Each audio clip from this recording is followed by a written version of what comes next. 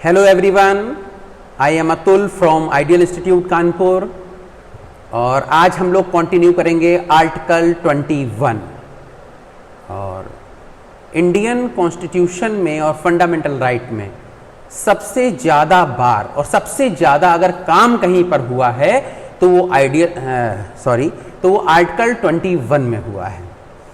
और आइडियल में भी काम हुआ है, बहुत काम होता है, दिन रात काम होता है, इसलिए निकला मुँह से। देन आगे हम लोग कंटिन्यू करते हैं आर्टिकल 21। सबसे पहले इसमें एक दो चीजें ध्यान रखिए। Article 21 right to life and personal liberty, आपको जीने का अधिकार देता है। इसको हिंदी में बोलते हैं प्राण एवं दैहिक स्वतंत्रता का अधिकार, ये आपको प्रोवाइड करता है आर्टिकल 21। आर्टिकल 21 भारत के नागरिकों को और गैर नागरिकों दोनों को शामिल है। यानी आर्टिकल 21 भारत के नागरिक और गैर नागरिक दोनों को बराबर दिया जाता है। इसीलिए आपने देखा होगा जो हमारे यहाँ बहुत सारे लोग पकड़े जाते हैं, मुजाहिदीन, कसाब पकड़ा गया और बहुत सारे जितने भी क्रिमिनल एक्टिविटी करने वाले लोग हैं, यानी जो फॉरेन से आते हैं हमारे यहाँ पर गलत चीज़ों को अंजाम देते हैं, उनके ऊपर भी प्रॉपर ट्रायल होता है और ट्रायल होने के बाद विधि के समक्ष सब कुछ होने के बाद उनको सजा दी जाती है और जो सजा दी जाती है वो उनको माननी होती है। यानी फांसी दी जाएगी तो फांसी माननी होगी। कसाब के ऊपर भी बाकायदे ट्रायल चला, देन उसके बाद उसको फांसी दी गई। अब हम लोग आगे बढ़ते हैं। इसमें क्या है आखिर आर्टिकल 21, माफ करिएगा, आर्टिकल 21 कहता है हेल्थ, मतलब इसमें क्या क्या चीजें हैं। लाइफ क्या है, व्हाट इज लाइफ, जीने का अधिकार। तो कैसे जिएंगे आप, पहले इसकी बात करते हैं। भाई हर कोई जी रहा है, जानवर भी जी रहे हैं, पशु पक्षी भी जी रहे हैं, इंसान थोड़ा अलग तरीके से जीता है। यानी इंसान डिग्निटी के साथ जीता है।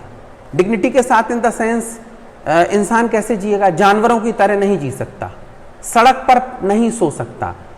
किसी भी इंसान का जो बच्चा होता है वो सड़क पर नहीं हो सकता। यानी कि उसका जो है, किसी फीमेल को लेबर पेन हो रहा है तो सड़क पर नहीं पड़ी रह सकती, उसको हॉस्पिटल पहुंचाना ही पड़ेगा। यानी कहने का मतलब यहाँ पर ये है, जो इम्पोर्टेंट है वो ये है कि लाइफ किसे कहते हैं। तो लाइफ सिर्फ जीने को ही नहीं कहते हैं कि सिर्फ जिंदा हैं, सुबह शाम रोटी मिल जाए और आदमी जिंदा है, वो लाइफ है। लाइफ के बहुत सारे हिस्से हैं, वो एक एक करके कंसीडर करेंगे। लाइफ क्या है सर? सबसे पहले हेल्थ, यानी कि हेल्थ कंपलसरी है लाइफ के लिए।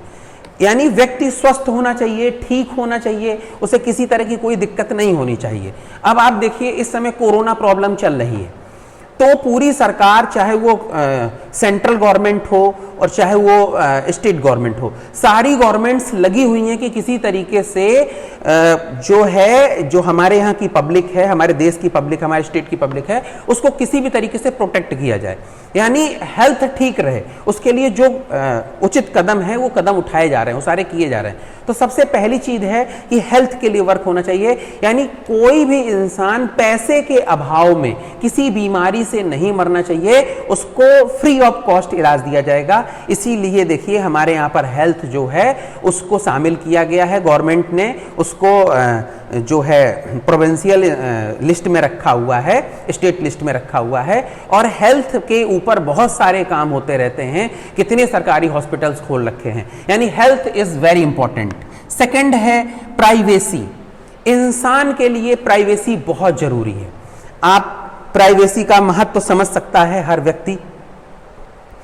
पढ़ाई में प्राइवेसी चाहिए, क्या बोलते हैं, पति पत्नी के बीच में प्राइवेसी होती है, समाज से और हमारे अपने पर्सनल जो भी एक्टिविटी होती है उसके बीच में प्राइवेसी होती है। इसीलिए कहा गया है रोटी, कपड़ा और मकान। इंसान के लिए रोटी, कपड़ा और मकान तीनों की बहुत ज्यादा जरूरत होती है। तो मकान की जरूरत क्यों होती है? ओपन भी तो रह सकते हैं। ओपन इसलिए नहीं रह सकते क्योंकि वहां पर प्राइवेसी चैलेंज हो जाएगी, प्राइवेसी का वायलेशन होगा, इसलिए प्राइवेसी बहुत जरूरी है। तो प्राइवेसी उतनी ही इंपॉर्टेंट है जितना खाना पानी इंपॉर्टेंट है।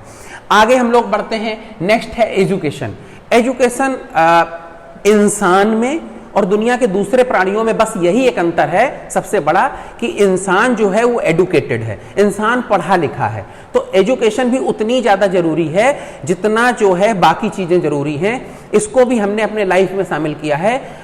एक प्रधानमंत्री हुए थे मिस्टर अटल बिहारी वाजपेयी, इस देश के टॉप 1 PM में से एक थे। तो अटल बिहारी वाजपेयी जी ने जो आर्टिकल 51A है उसमें शामिल किया था 11 क्लॉज की हर अभिभावक यानी हर गार्जियन अपने बच्चे को बेसिक शिक्षा अनिवार्य रूप से दिलाएगा। अब आप इससे समझ सकते हैं कि जो एजुकेशन है वो कितनी ज़्यादा जरूरी है, यानी मस्ट इंपॉर्टेंट है। अगर एजुकेशन नहीं होगी तो इंसान और जानवरों में फर्क करना मुश्किल होगा। तो ये भी हमारे लाइफ का एक पार्ट है। देन यहाँ पर है डिग्निटी। सबसे पहले मैंने बात कही डिग्निटी की। डिग्निटी बहुत इंपॉर्टेंट है। क्या इंसान और दूसरों में अगर अंतर करना तो डिग्निटी ही तो है। यानी इंसान कपड़े पहनता है, इंसान घरों में रहता है, इंसान के पास प्राइवेसी होती है, इंसान के लिए अगर कोई प्रॉब्लम होती तो उसके हेल्थ के सुधार के लिए डॉक्टर्स हैं। यानी वो समाज में सामाजिकता के साथ उच्च स्तरीय जिंदगी जीना ही डिग्निटी है। तो ये भी लाइफ का एक पार्ट है। यानी लाइफ तभी होगी जब डिग्निटी होगी, without dignity life is not possible. Then उसके बाद आपको दिया है environment. Environment is so important. यानी कि अगर एनवायरमेंट गंदा होगा, स्वच्छ हवा स्वच्छ पानी नहीं मिल सकता तो आप कैसे जिएंगे। तो स्वच्छ पानी स्वच्छ हवा आपका अधिकार है। आपने देखा होगा दिल्ली में ठंड में बड़ा एक चैलेंजिंग प्रॉब्लम शुरू हो जाती है। वहाँ की हवा बहुत ज़्यादा गंदी हो जाती है, पूरे मीडिया में सब जगह छाया रहता है। इसीलिए दिल्ली में ऑड इवन का चक्कर है, यानी एक दिन ऑड नंबर की गाड़ियां चलेंगी, एक दिन इवन नंबर की गाड़ियां चलेंगी। क्यों? ताकि एनवायरनमेंट ठीक रहे, साफ रहे, स्वच्छ रहे, किसी तरह की कोई दिक्कत ना हो। नदियों का पानी स्वच्छ हो, गंगा का पानी स्वच्छ हो, यमुना का पानी स्वच्छ हो। यानी एनवायरमेंट उतना ही जरूरी है। कोरोना प्रॉब्लम से कुछ हुआ हो ना हुआ हो, एनवायरमेंट बहुत ज्यादा क्लीन हो गया है। तो एनवायरमेंट भी हमारे लाइफ का एक पार्ट है। यानी एनवायरमेंट बहुत ही पीसफुल, बहुत स्वच्छ, साफ होना चाहिए।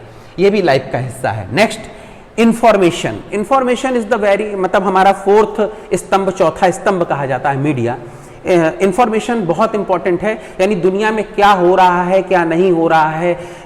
अगर कोरोना प्रॉब्लम चली तो कहाँ मेडिसिन बन रही है, कहाँ पर उसकी वैक्सीन बन रही है, कौन देश क्या कर रहा है, कौन कौन सी मेडिसिन दे रहा है, कौन नहीं दे रहा है, क्या देना चाहिए, क्या नहीं देना चाहिए, कहाँ के बच्चे टॉप कर रहे हैं, कहाँ के बच्चे नहीं पढ़ रहे हैं। यानी ये जितनी भी दुनिया में जो चीज़ें हो रही हैं वो सारी इंफॉर्मेशन के थ्रू हमको मिलती हैं। तो इंफॉर्मेशन बहुत इंपॉर्टेंट चीज़ है।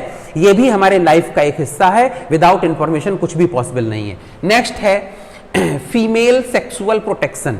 यानी ऐसी महिलाएं जो समाज में जाकर काम करती, किसी फैक्ट्री में काम करती हैं, किसी ऑफिस में काम करती हैं, किसी सरकारी जॉब में काम करती हैं, उनका सेक्सुअल प्रोटेक्शन किया गया है। यानी उनका कोई भी सेक्सुअल हैरेसमेंट ना हो, यह भी इसके अंतर्गत दिया गया है।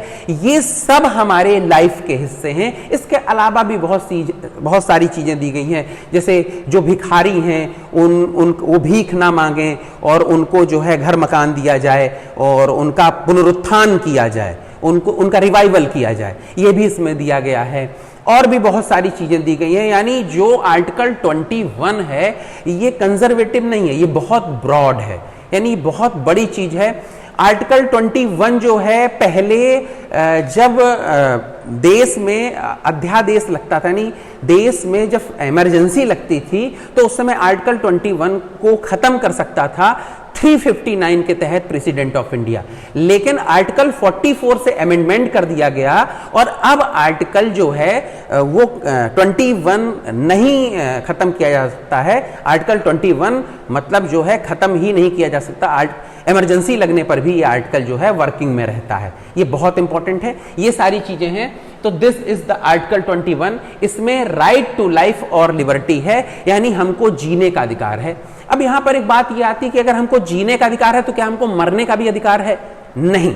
आर्टिकल 21 ये कहता है कि जीने का अधिकार है लेकिन मरने का अधिकार नहीं है। कुछ देशों ने इसको दे रखा है, लेकिन हमारे भारत में, इस देश में आदमी को जीने का अधिकार है, मरने का अधिकार नहीं दिया गया आर्टिकल 21। और ये नागरिक, देश के नागरिक और गैर नागरिकों दोनों में ये बराबर रूप से इसको दिया गया है। किसी के साथ कोई पक्षपात नहीं किया गया है। Thank you.